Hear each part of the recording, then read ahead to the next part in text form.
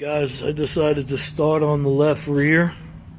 I'm going to do the coil and the shock on this side, then go to the right rear. I'm going to come closer.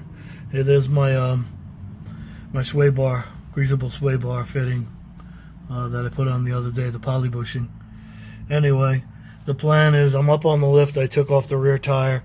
I'm going to drop it down and I'm going to use the hand jack underneath one side, jack it up a little bit, loosen the shock, then drop it down and put the spring in.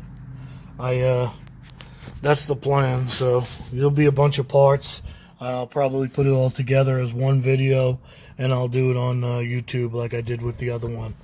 Alright, I'm ROBBO on YouTube. Robo. Alright, man. I'll see you guys later. I'm fortunate enough to have a lift. Like I said, I had it up, took the wheel off, then I dropped it down and I jacked the axle up over here so I can take the pressure off the shock. Took the bottom off the shock, 19mm nut and washer, and up top is a 19mm bolt and washer. Potpourri of 19s, got open end, got 2 breaker bars and 1/2 inch and 3/8, 1/2 inch and 3/8 ratchets. So I'm just winging it right now. I've never done this before. Never done shocks. Sorry about that. Never done shocks. So what's going to happen now is I'm going to use my lift and I'm going to raise it up. The axle will drop down and the spring should fall out. That's the plan. Anyway, more to come. Alright? There's really not a lot you could say here. I mean, this is ridiculous. These are the original Isuzu shocks compared to the OME 674s for the rear. And the springs are like, here, let me bring them over to the shade a little bit. Sorry about the camera, but fucking Florida, you can't see shit. I mean, just the difference of these springs is like mind-boggling. See how she does, man. I'm gonna put them in. Well, it took a little while, guys. I'm not gonna lie, it was a pain in the ass. I didn't know which way the 2929 coil spring goes, so I did a little internet searching and I posted on Facebook. The progressive rate, which means the tighter coils go up. They go up, up to the top, up here. Let me see if I can get a little light in there and show you guys.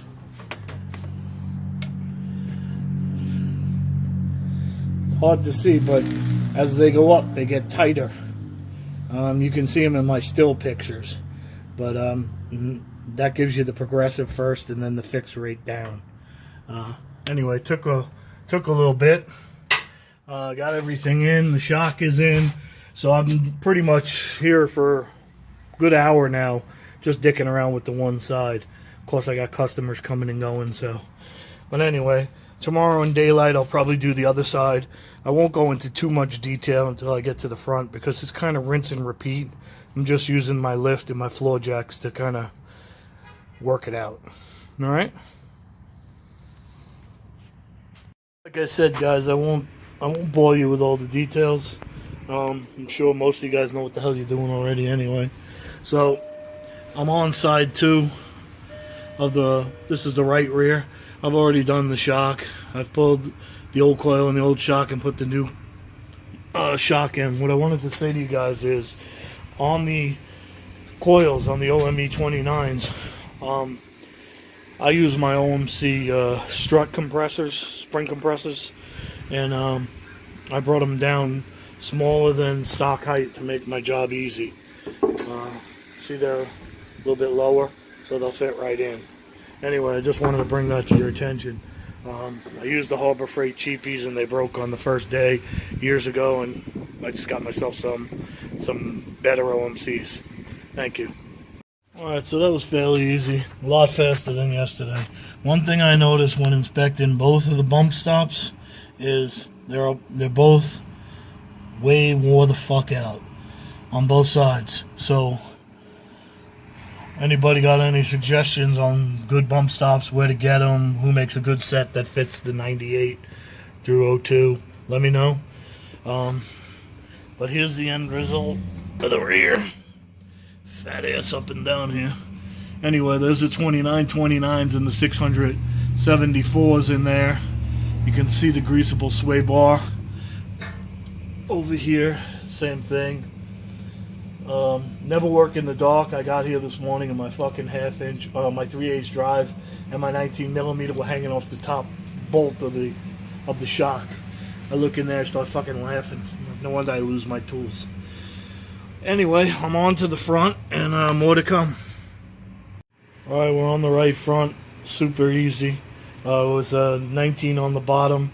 Just used the impact. And I don't know, 14 or 15 on the top with the 3/8 drive. Air ratchet. Out it came. One thing I do notice is, I'm not sure, but every fucking shock on this car is like a limp dick. I mean, am I wrong? Shouldn't shocks give a little spring? So, every shock is shot. Not one of them works properly. They're all original equipment. They say Isuzu. This one, I compressed it an hour ago. It's still compressed. So, basically, you know, I assume I'm going to have a fucking much better ride. But, I'll let you know. I'm going to pop the shock on. I'll take a vid and let you guys see what it looks like. Alright, OME's in the front. These are 631s on the 98 Trooper. These took about 5 minutes. Seriously, this is a piece of cake. I'm going to put the tires on, do the other side, and then I'll work on the torsion. More to come, gentlemen. Alright, so I'm on to the left front. This is the last one. Made a little clerical error on the last time. I want to clarify that the OE shocks that came off are 17 on the bottom, 14 on the top. The OMEs going on are 17 on the bottom, 17 on the top. I use deep wells. I use a ratchet and an air impact, half-inch air impact and 3/8 ratchet.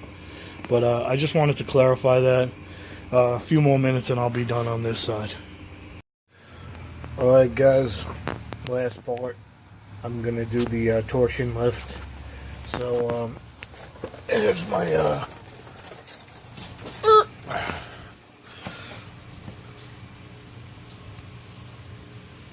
here's my torsion bolt nut. I marked it 12 o'clock with black paint. I'm just going to go straight up 2 inches, which is going to be 8 turns. I'm not going to fuck around. Then it started raining. It's night. So tomorrow I'll see how she all levels out. If I need to do a little more, I will. But I just wanted to give you an idea of what's what. Going clockwise, hopefully it's the right fucking direction. And we got the other one over on the other side. Same thing. I'll clean it up, mark it, and just go straight out 8 complete 360 revolutions. Alright? Next video will be down on the ground and we'll see how she stands. Hey guys, finished up with the 8 cranks. By the way, I know why they call it a torsion bar crank now. 27mm combination is what I used. I'm at the left front. I'm going to start here. Looks like to be about 36 dead nuts. And then it'll determine off the ground to the center of the hub. 13 and a half, just a guess. I'm going to walk around. Going to go in the same order I went in before, which is right front now.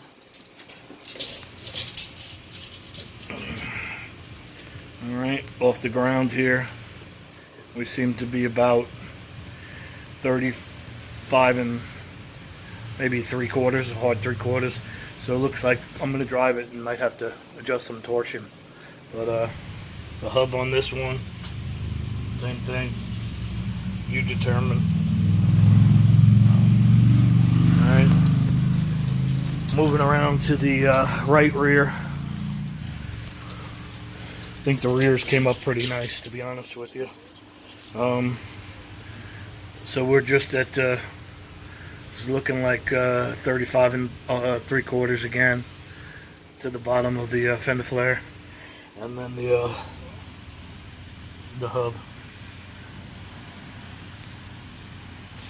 Moving around to the last one.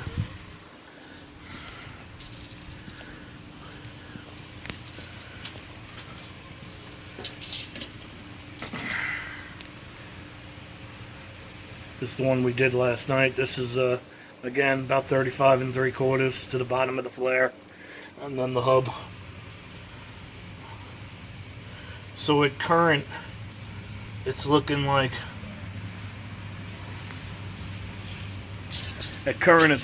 about a 2 1/4 inch lift so far. I think it's going to settle in around 2. Those are stock 245s you see on there. Plenty of fucking clearance. I mean, ridiculous. Can't believe you can only get 285s under here. Anyway, I'm probably going to lose the skirts, the bumpers. I'll probably keep the flares. I'm not sure yet. We'll figure it out. Anyway, I'll add one more video on here. Once I drive it a little and I level out the torsion, I'll add one more for exact lift. Anyway, thanks for watching, guys. Don't forget, you can watch the whole thing in its entirety when I put it together on YouTube. I'm Rob O. ROBBO.